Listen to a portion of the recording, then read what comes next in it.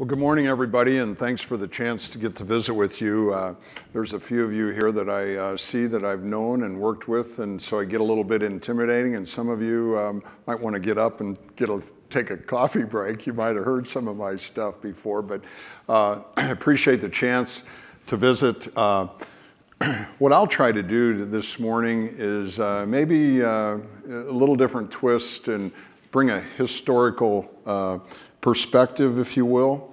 I think that, let's see, I thought I had I guess in the background, I thought maybe a little history might help where I come from and how I see it. I don't think I'm an expert before you, but a person that has a heck of a lot of experience. So I grew up on a farm west of Platte Center, Nebraska.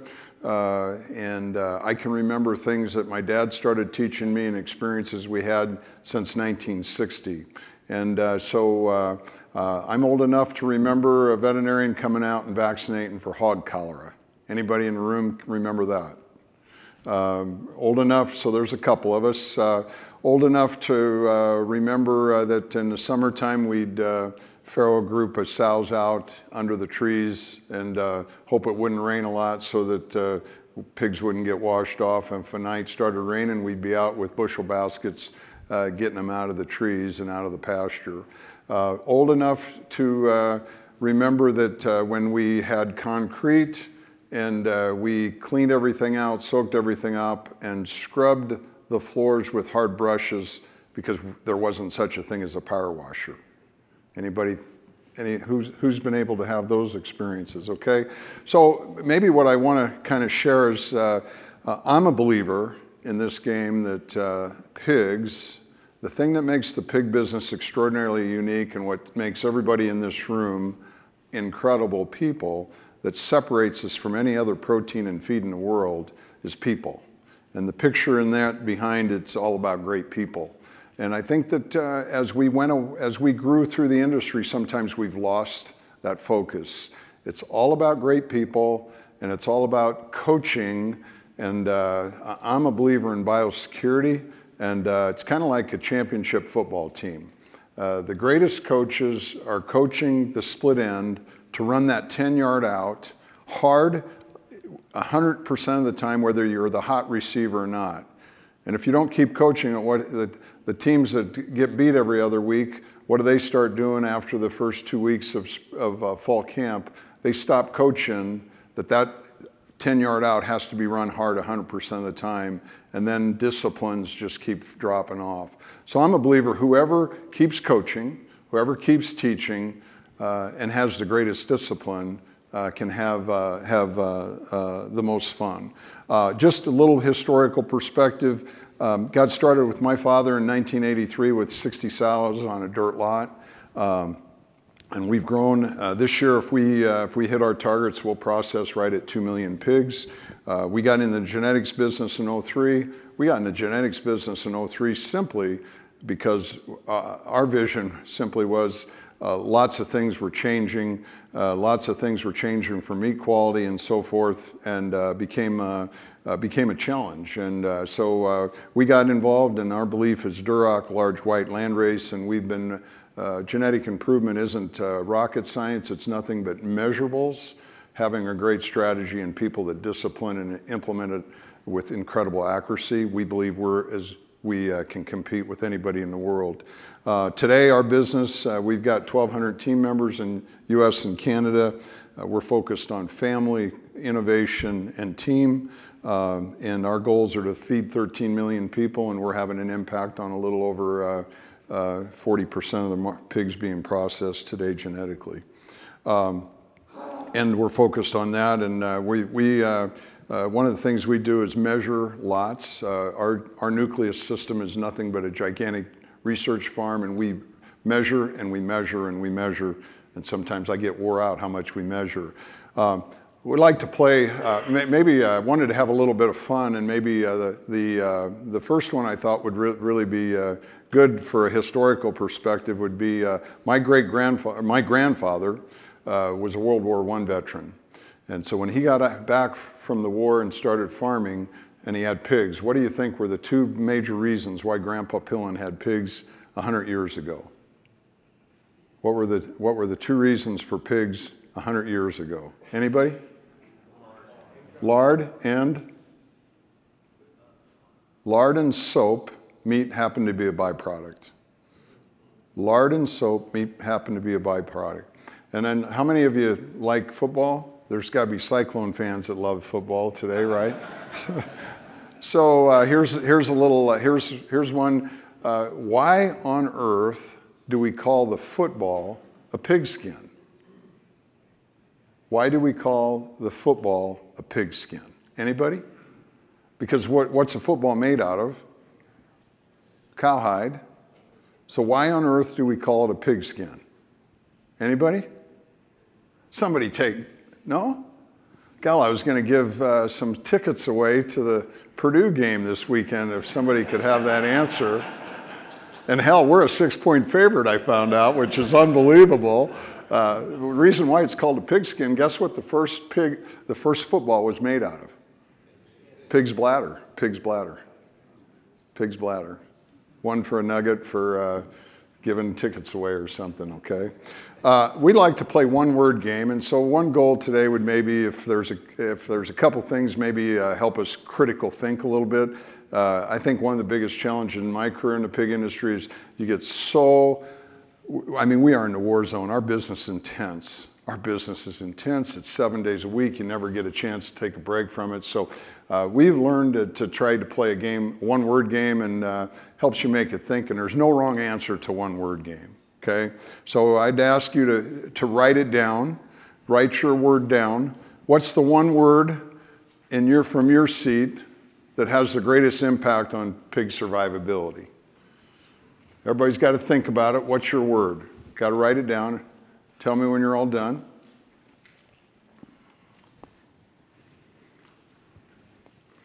Everybody got it? Okay. My word is, it's the health. It's the health. And obviously, we have incredible challenges to maintain the health. But just think about the people that have farms that with superior discipline, superior vital security belief, superior coaching, great locations that can raise pigs year after year after year without disease. I mean, is that an extraordinary competitive disadvantage or competitive advantage or what? It's a big deal. So health, the longer we can keep a pig from having a disease encumber it, it's a game changer. It's a big, big deal. I thought we would approach from a perspective of 2021 and maybe say utopia. This is my math. You guys can take whatever math you'd like. I call it the utopic math of the 2021 pig. Total born 17. Can wean 85% of those. If you got a great team of people, that's 14.45 pigs per sow farrowed, per weaned. If you market 95% of those, that's 13.71. If you farrow 2.4 times a year, you could market almost 33 PSY. If you sell them at 290, that's just short of 5 ton of live pigs per sow per year. We think that's math. By the way, we're not doing that in our system, but we're making progress towards visionary goals. But those are measurable goals that I think it's really important for us to sit and say, hey, but we can start at a level, but have something to keep going, because what's the most awesome thing about the pig business is we can keep making it better and better and better every day, every year. So I'll share an experience that I had in 1984, and quite honestly, from that experience, there's a heck of a lot of things that have changed, but the one thing of that morning in 1984 that hasn't changed, and it was a principle that came to me, is I call it the belief pyramid. I call it 95-5. And I was in this barn in 1984, and I had been out of school just 6 months, 8 months. And for me, getting through veterinary school was, I was fortunate to have the dream from 8 years old, because I'm not the most intellectually gifted person. So some of that was really, really hard to get through. And I'm in this barn early in the morning with a farmer, And he's under duress, and it's almost like he's on attack. And he said, "Doc, my pigs are coughing and dying, and you have to solve this morning." Now, after I was in the barn for 15 minutes, what do you think I started doing? I started hacking, coughing, and I was ready to die right along with his pigs, right? And so I came away from that morning and I said to myself, holy cow. And by the way, my dad had gotten involved in one of the first 440s that were built in Nebraska in 1970, so we were taking weaned pigs. So I kind of was in that gig before then a little bit, but the industry was going through some remarkable change in the early 70s, early 80s. I'm in that barn and I come away and I just said, holy cow, I've gone to school all these years and all the pathology and all the pharmacology and everything, and quite honestly, what's going on in this farm has nothing to do with any of it. Nothing to do with any of it, because it was horribly built, horribly ventilated, filthy, and it was dripping, so humid in there you couldn't stand it. So totally 95% of all the problems were what we as people were doing. Whether it's we as owners, decisions we were making, or we as caretakers not doing. And so that's where my principal belief of a 95-5 is that we can solve 95% of our problems with people and discipline and processes. 5% of it's disease. When we get PRRS, hey, we got to deal with it. But today we know by biosecurity, what we just heard before, if we have discipline and stay focused and do it, we can make great progress. So I think our triangle would say the key is getting understanding. I don't know about all you, but I don't like being told what to do very much. But if I understand it, I'll run through the brick wall. And so it's really, really important that we can develop belief and have discipline and accountability to whatever the issue is. So that triangle has helped us, and the key is understanding. Probably could have been way, way more effective earlier in my career of understanding that and coaching that. So belief pyramid, I think, goes a long way. And I think the other piece I wanted to share in regard to that would be that I was, earlier in my career, I have a competitive disease and the goal of always being the best. That we created sometimes way too complicated of a West Coast offense to run raising pigs, and I think that it's probably one of the greatest mistakes I made in my career is trying too hard and making things too complicated. And the takeaway that I would like to share would be whatever we're going to do in our business with our team, if we can't execute it 100% of the time, take it out. Biosecurity, booties and all the different things we do, if we can't execute it on the coldest, worst blizzard snowstorm, take it out, because it's worthless. If you're not going to have a belief to shower in 100% of the time, take the showers out. Don't waste the time on the soap. But if you're going to have the belief and you execute it 100% of the time, it's going to make a difference, if that makes sense. That make a little bit of sense? And I didn't keep track of time, so Stacy, you'll throw me off when I'm supposed to be out. I'm going to just talk about a couple big barriers that I think have a great impact on survivability. I call it fat sow, skinny sow. Some of you in the room that know me are rolling your eyes and going, oh man, Pillen. Steve, you're leading the way there. I appreciate that. I'd like to ask the question about, you want to be today with what's really changed. When I was a kid, every sow, we'd have 8, 9, 10 pigs, having 17, 18, 20 pigs being born. Here's the question for you. Do you want to, if you're a pig today, do you want to be the firstborn or the biggest of the litter? Stress at weaning, wean pigs first 10 days, breed pig every day. So I'll just touch base on that. Why is fat sow, skinny sow a big deal? And we've got, I'm not bogging you down with research data, but we've got a lot of data in our system to prove it. But the whole goal is to wean the biggest pig. We'd all agree on that, right? The bigger the weaned pig we can have, the greater survivability is. So The question is who nurses, how do you get a big weaned pig? Sow lactating. So who creates more milk? Who lactates more? Fat sow or skinny sow? If you don't know, if you have any debate, please go home and check that out. Please go home and get it, because I'll tell you, I'll put the sword right through my chest. Skinny sow wins all the time. My belief, our industry overfeeds sows at least 80%. And I've tried to figure out why is that happening. Well, I think it's happening solely because we, as pig carers, we want to make a difference. And so what do sows do when they're eating, when they're hungry? Squeal. So what do we think is the solution? Feed them more. If we don't coach our team, they think they're not taking good care of our pigs, so then they feed them more. Oh, by the way, what does a fat sow do at feeding? Squeals as loud as a skinny sow. So it's a key thing to, it took us years to get there. But fat sow, skinny sow lactates more. You get bigger, 100% of the time, you get bigger wean weight with skinny sows. Which one, so how many of you would like to be the biggest pig in the litter today? Okay, couple? Yeah, so it's really fascinating. If you want to go do that project, if you have 17 and you tag your pigs by the birth order, okay, and don't do anything to help them with colostrum, and if I'm the biggest pig born last, my probability for survival goes down. Why? Because if I'm born 6 hours in and everybody else is going, I might not get enough colostrum to survive. But I'm the biggest pig. Biggest dead pig doesn't make us much money, doesn't feed many people. I don't like to be the biggest dead pig.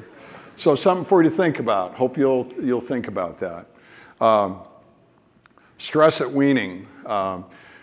We got started a number of years ago, and I can't remember how long ago, but putting cameras in. And I'll talk about that in a little bit, but just take a look at those pigs.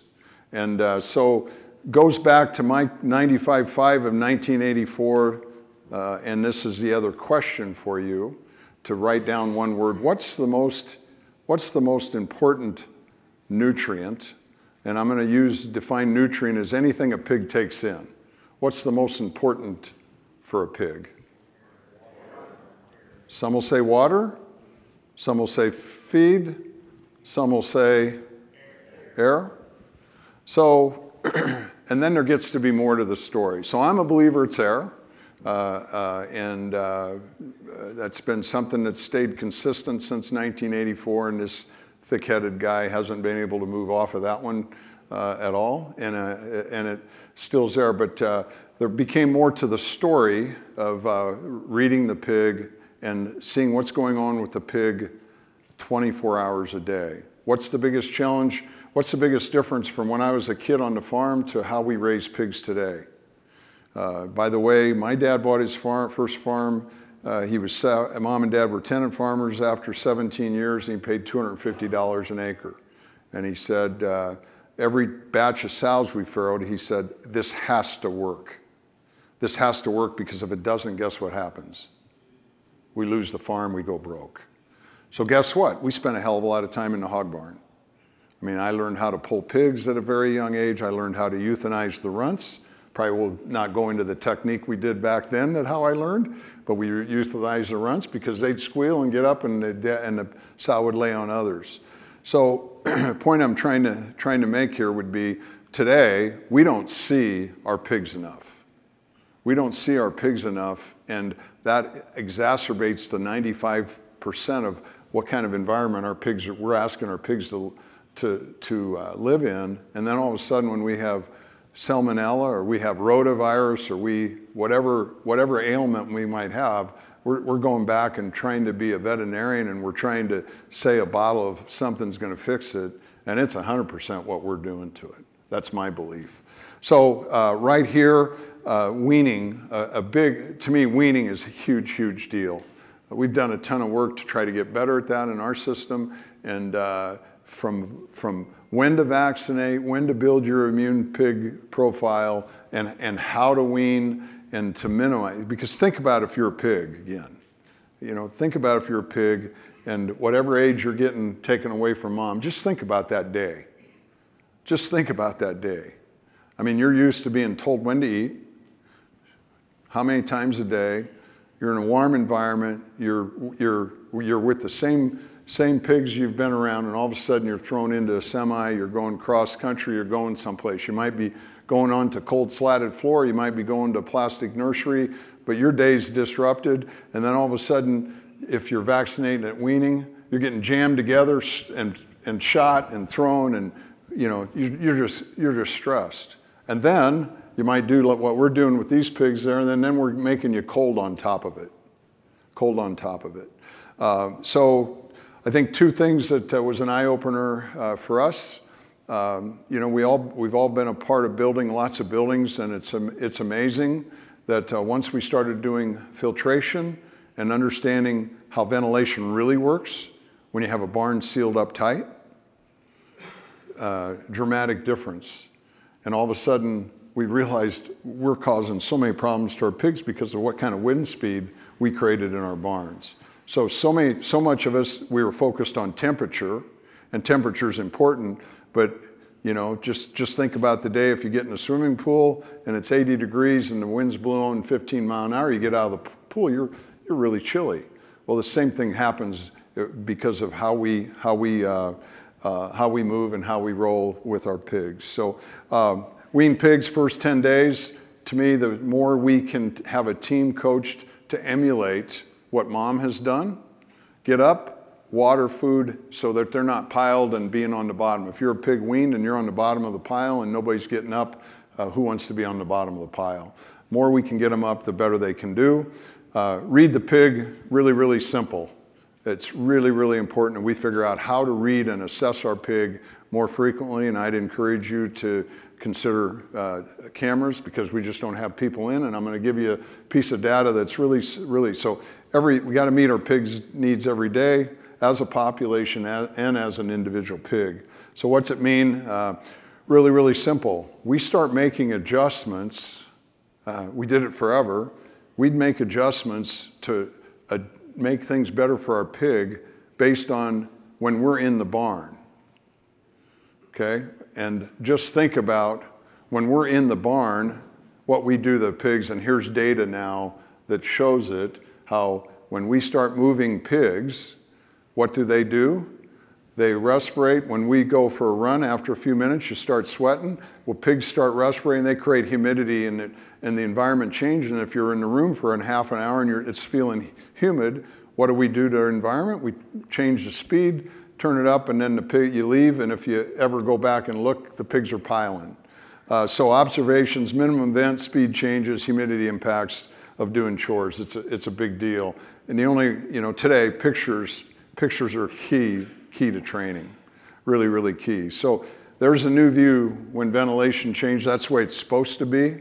If you make the adjustments not while you're doing it, you can get this, you can find a comfort zone. So that's pretty well my presentation. I'm hoping that I was able to give you a couple things of some things that change a lot, but some things haven't changed at all. And if there's anything I could leave you with, I hope that you would consider whatever processes you put in place, you don't make all the mistakes Pillen made in his life and make it too complicated. Whatever you're going to do, ask yourself, can we do that 100% of the time? If you can, I'm going to guarantee you the survivability of our pigs will improve. So thanks a ton for having me here today.